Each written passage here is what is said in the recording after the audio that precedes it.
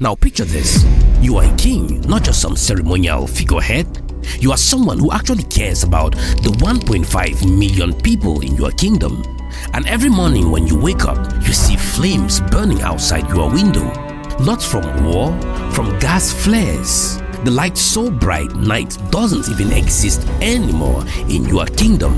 People are dying at 40 years old. The rivers where they used to pull 20 kilograms of fish in minutes, now they fish all night for just 3 kilograms. We can no longer go to fish. We cannot keep fish. No fish in the river, no fish in the bush, because all fishes are died. The water they drink, poisoned. The air they breathe, toxic. And the company responsible for all this, they are packing up to leave, taking the profits and leaving behind the mess. This is the story of King Bubaraye Dakolo and how he decided to do something that no one thought was possible, sue the largest oil company on earth.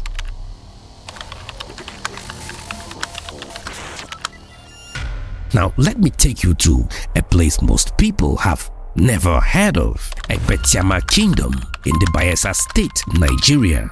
This is the Niger Delta, and if you have ever put gas in your car or turned on a light, there is a high chance the energy came from here. King Dakolo isn't your typical royal. He's a former soldier, the author of 5 books, and someone who grew up literally walking to school on oil pipelines because the roads were so bad. Now he and his friends would climb through these pipelines like they were jungle gyms playing acrobat. Think about that for a second. Children playing on active oil infrastructure. Now he used to tell reporters he was born into this calamity. But here is what caught me. He said, back then, it didn't strike me like atrocities. Yes, because when you are born into destruction, it becomes normal.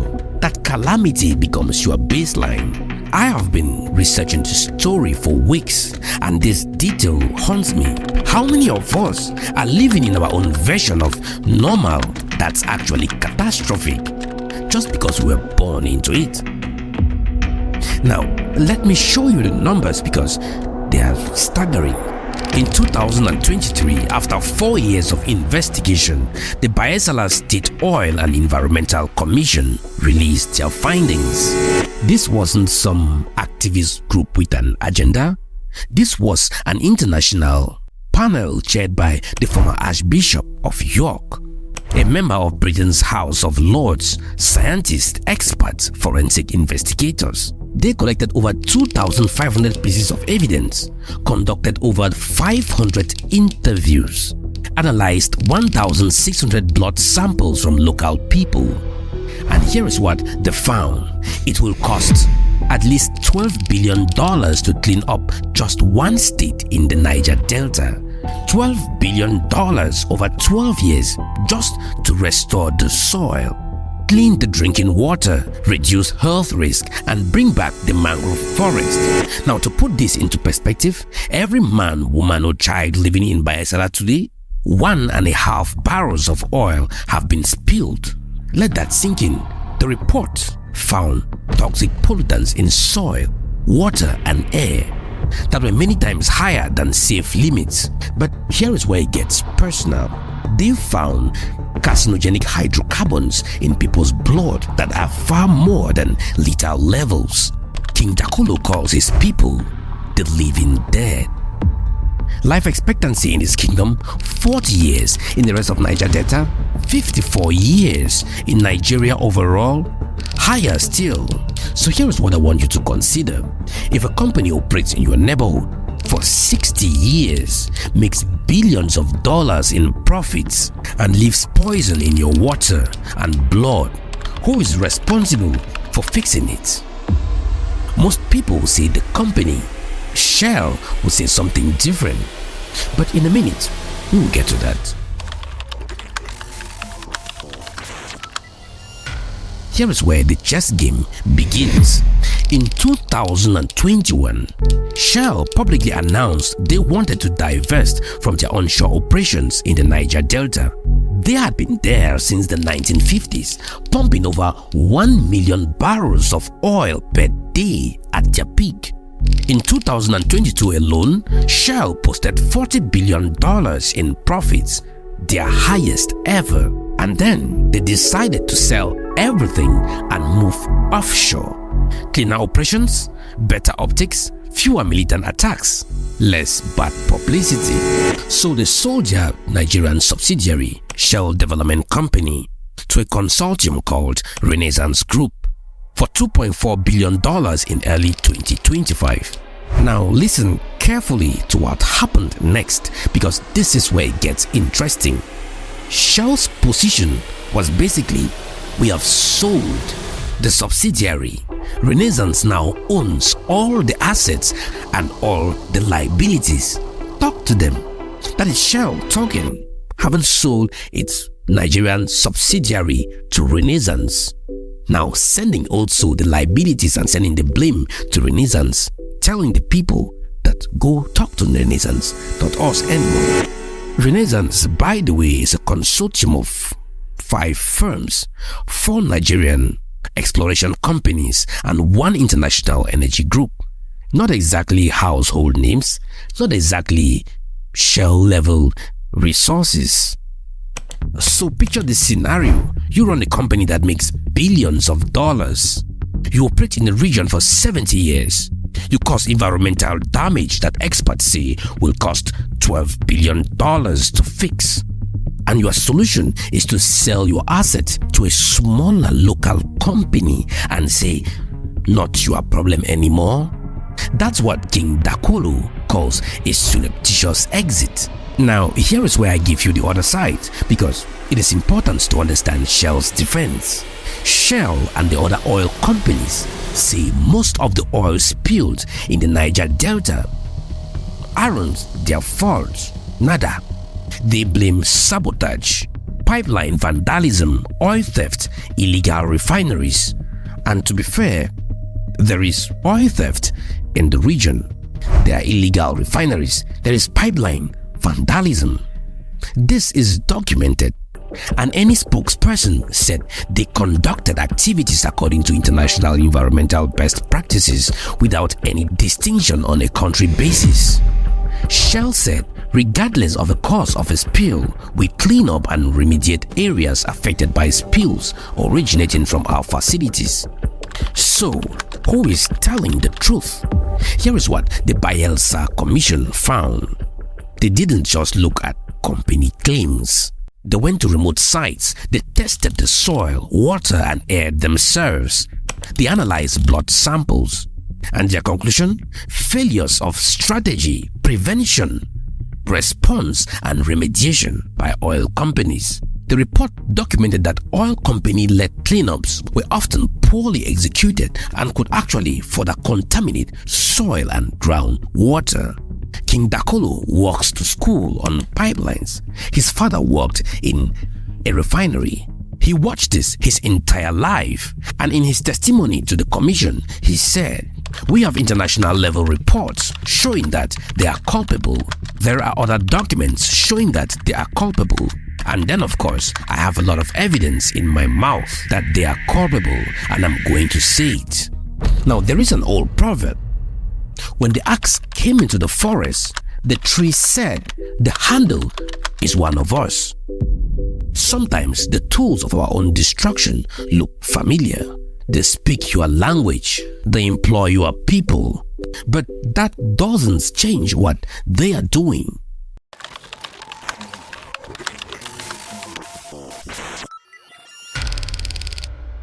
So King Dakolo did something unprecedented.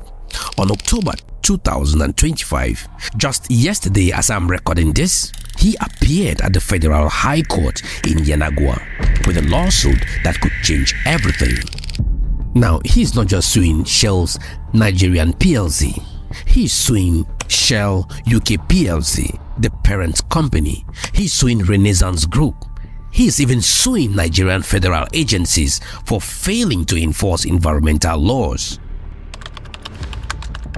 The demands are clear. First, halt asset transfer from Shell to Renaissance. until Shell fulfills its legal obligations. Second, force Shell to fund the $12 billion environmental cleanup identified by the Commission. Third, $2 billion in compensation for his kingdom alone. Though King Dakolo says this number is not enough, what is the value of a human life? Fourth, decommission all obsolete infrastructure instead of abandoning it. Now here is what surprised me when I dug into this. King Dakolo isn't naive. He knows what he's up against. He told reporters that Shell's legal strategy is ping-pong preliminary objections. Okay, designed to wear him out. But here is my question for you.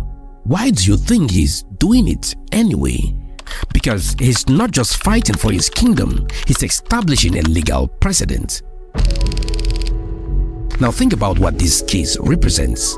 If King Dakolo wins, or even if he forces Shell to negotiate, it sends a message to every multinational corporation operating in Africa. You cannot extract resources for decades, make billions in profit, cause environmental catastrophe, and then just sell your subsidiary to escape responsibility. This is the same playbook we have seen before. Colonial powers exploited Africa for centuries. Then when independence came, they left behind borders that made no sense, institutions that never worked, and messes they never cleaned up. Now multinational companies are doing the same thing. Extract, profit, exit, repeat. There is a Yoruba proverb, rain beats a leopard's skin, but it does not wash out the spots. You can rebrand, you can sell subsidiaries, you can move operations offshore, but the damage remains. The spots don't wash out. And here's what makes this case even significant. King Dakolo isn't alone. Remember King Godwin Bebe Okpabi? He is the leader of the Ogale community in Ogoniland. In February 2025, his case against Shell went to trial at the High Court in London. He represents 13,000 people demanding cleanup and £88 million in compensation.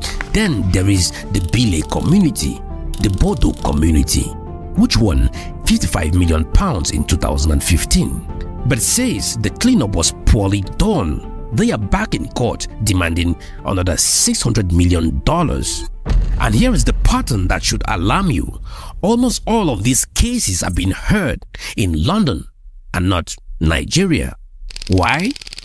Because Nigeria's judicial system is ranked 120th out of 130 countries for judicial accountability.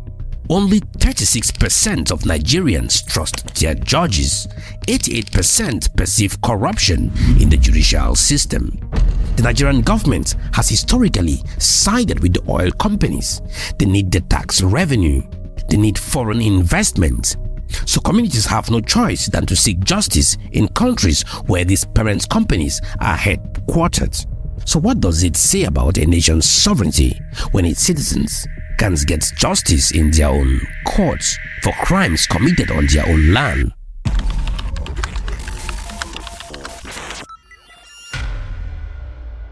Now let me show you something that most coverage of this story misses. A recent study by the Kebekache Women Development and Resource Center found women in the community of Utabagi had hydrocarbon levels in their blood that were 8,000 times higher than the World Health Organization permissible limits. 8,000 times. And it kind of confirms what the king said. He said his people are walking dead. Dr. N.M. Okon, the executive director, asked, when will Shell stop prioritizing profit over public health? Chronic exposure to these hydrocarbons causes cancer, cardiovascular disease, neurological illness, respiratory disorders, visual problems, gastrointestinal ailments, and skin conditions. Another study found out that oil spills occurring within 10 kilometers of a mother's place of residence increases neonatal mortality by 100%, double the rate of newborns. Now, I have to be honest with you. When I read these studies, I had to step away from my computer because we are talking about mothers who can't avoid drinking contaminated water, pregnant women eating fish from polluted rivers, children breathing toxic air every single day. Imagine if a factory operated in your neighborhood for 60 years and scientists discovered that everyone living within 10 miles had cancer-causing chemicals in their blood at levels 8,000 times what's considered safe. And the factory's response was, "We are selling the factory to a smaller company. It's their problem now." Would you accept that? Neither does King Dakolo.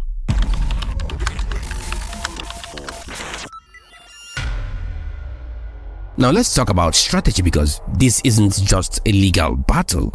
It's a game of economic chess with multiple players moving simultaneously.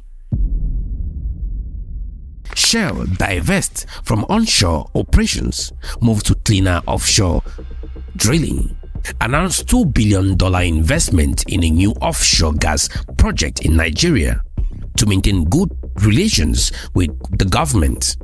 This is genius strategy from their perspective. They get to tell shareholders, we are getting out of the messy, complicated onshore operations, moving to modern, cleaner offshore, less security risk, less bad press, and they still operate in Nigeria, just in a way that's harder to connect to past damage. Now, Renaissance bought Shell's onshore assets for $2.4 billion. They presumably did due diligence. They knew about potential liabilities. But here is the thing. If they are forced to pay even for just a fraction of that $12 billion needed for cleanup, the entire deal becomes economically impossible. They will go bankrupt. So their incentive is to fight these lawsuits with everything they have. Now, President Bola Tinubu came to power in 2023 with aggressive reforms to attract foreign investment. Nigeria needs that investment. They need the oil money. They need international credibility. But if they side too obviously with Shell against their own people, it creates political problems. If they side with the communities, they risk scaring off investors. So they are caught in the middle, trying to play both sides. Now, this is where it gets fascinating. King Dakolo isn't just fighting one lawsuit. He's building a coalition. Civil society groups, environmental justice advocates, legal experts, other affected kings and community leaders. Groups like Social Action Nigeria, Health of Mother Earth Foundation, Ekpetiama Women Development and Resource Center, and international organizations are all backing him. Minmo Basi, Executive Director of Health of Mother Earth Foundation, said the Niger Delta cannot be a sacrificial zone for fossil fuel greed. But here is the move that shows you this is calculated strategy, not just emotional reaction. King Dakolo wrote 5 books documenting the environmental atrocities in the Niger Delta. He collected evidence for years. He participated in the Bayelsa Commission investigation. He prepared his case meticulously, and only then, when Shell announced their divestment, did he strike. Why wait until Shell was trying to leave? Because that's when Shell is most vulnerable. They want that asset sale to go through. They want to exit cleanly. Any obstacle to that sale gives leverage to King Dakolo, and it's the same reason other communities are suing in London. Shell's reputation in their home country matters to them. Bad publicity in Britain affects their stock price, their shareholder meetings, and their ability to operate globally. Now, there is an Akan proverb: the ruin of a nation begins with the homes of its people. King Dakolo understands that real change doesn't come from asking nicely. It comes from understanding power, understanding leverage, and using both strategically.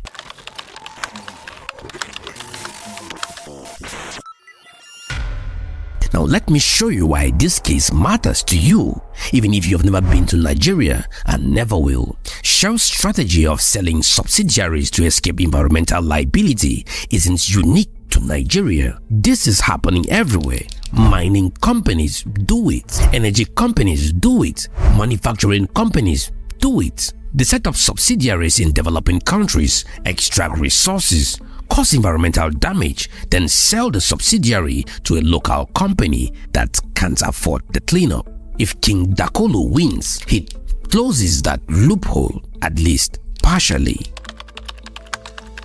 Communities having to sue in foreign courts because their own local judicial systems are compromised? That's not just a Nigerian problem.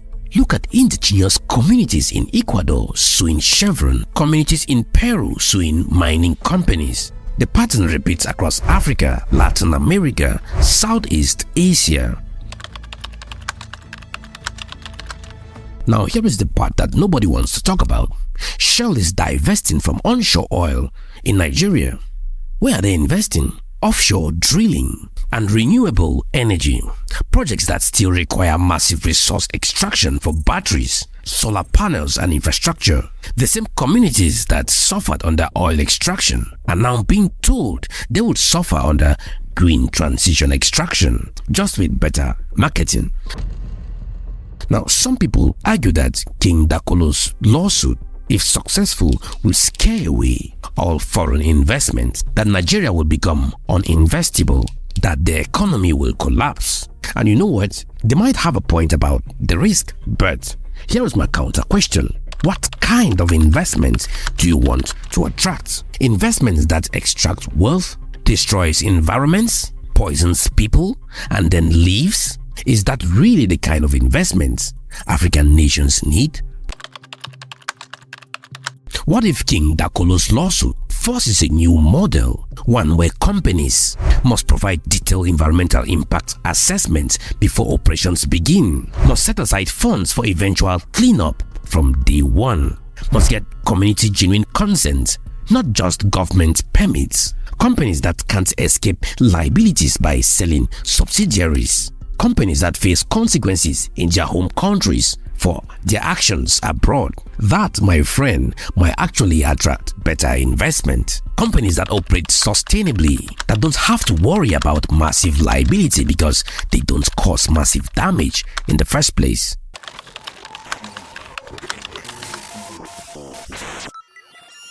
So where does this go from here? The court adjourned King Dakolo's case after the October 22 hearing. Shell has been properly served. They are within the statutory time frame to file their defense. According to King Dakolo's lawyers, Shell is expected to raise preliminary objections, standard legal strategy to delay and complicate. King Opabe's case in London had a preliminary trial in February 2025. Judgment is still pending as of now. The ruling could affect all other cases, including King Dakolo's. The Bodo community trial about inadequate cleanup is scheduled to run through May 2025. If they lose, that case alone could cause Renaissance over $500 million if they lose. So here's what I want you to think about. What will the win actually look like? Best case scenario, Shell is forced to contribute to the $12 billion cleanup fund, halt the asset transfer until cleanup obligations are clear, remain legally liable for past damage even after the sale, and compensate affected communities. Now that will be historic, unprecedented, game-changing. Now, for a more realistic scenario, the case drags for years. Shell pays some compensation in a settlement. Cleanup happens, but it's inadequate. Legal precedent is mixed. For the worst case scenario, the case gets tied up in preliminary objections and jurisdiction battles. Shell successfully argues Renaissance owns all liabilities. Communities get nothing. The divestment completes and Shell exits cleanly. But here is what I think people miss when analyzing this case. King Dakolo has already won something important. He has put the world's attention on this issue.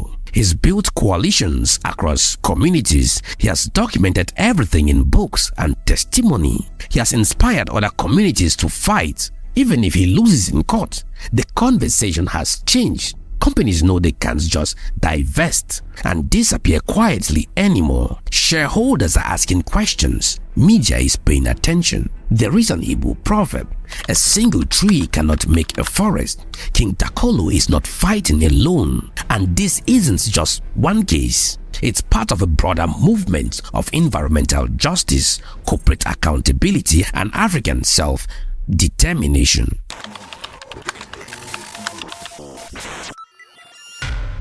Now, let me bring this home. When I started researching about this story, I thought it was about one king and one oil company. That's interesting enough, right? David versus Goliath.